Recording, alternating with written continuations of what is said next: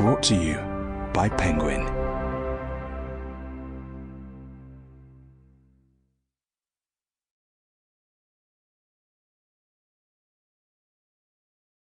Normandy 44, D-Day and the Battle for France. A New History. By James Holland. Read by John Sackville. Forward. D-Day and the Allied invasion of France is probably the best-known episode of the entire Second World War, certainly in the consciousness of most in the West. It has been the subject of countless books and television documentaries, as well as major movies and internationally successful television dramas.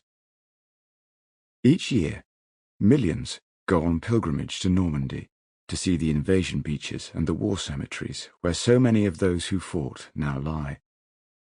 It is the scene where the Allies began their liberation of northwest Europe, and where Nazi Germany finally lost its grip on the lands it had taken with such brilliance back in 1940.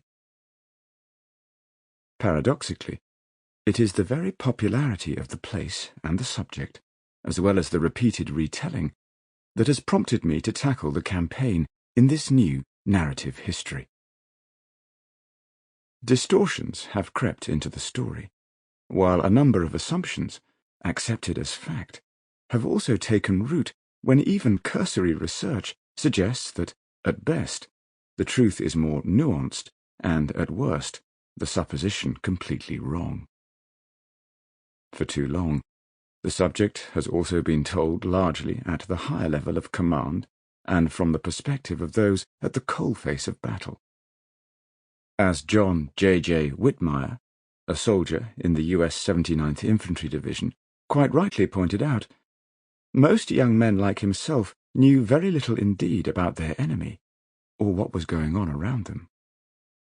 Far less, on the other hand, has been told about the mechanics of war, the level that allows warring sides to operate and maintain their overall objectives, their strategy, and to fight at the tactical level in a way best suited to their war aims. This is the nuts and bolts of war.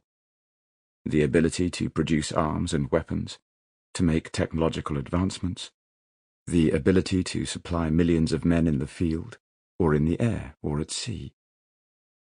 It is the economics and logistics of war, and while that might sound boring, it most certainly is not least because, ultimately, it is also, at its basic level, about human drama, just as generalship and fighting in a tank or a fighter plane is also about extraordinary human endeavour.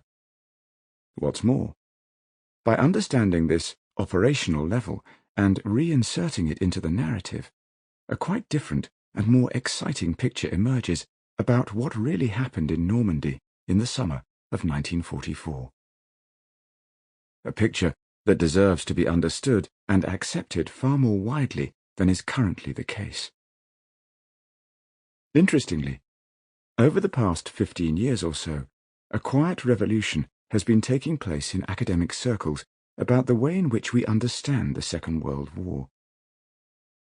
My own research and conclusions have been building upon this, and I believe it is vitally important that these academic shifts, possible only recently now that archives, primary sources, and our ability to access them is so much greater, become more fully absorbed into the accepted narrative.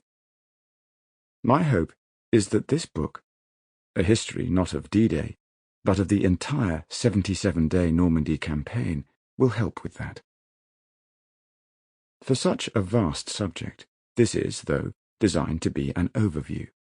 There is much to say, but inevitably there is also a lot of detail that it has not been possible to include. Rather, I have chosen to demonstrate the incredible drama of this brutal battle through the eyes of a handful of people from both sides, and to concentrate on the primary events that occurred, alongside fresh analysis of why events unfolded in the way that they did. Prologue. Monday the 15th of May, 1944. Sample complete. Ready to continue?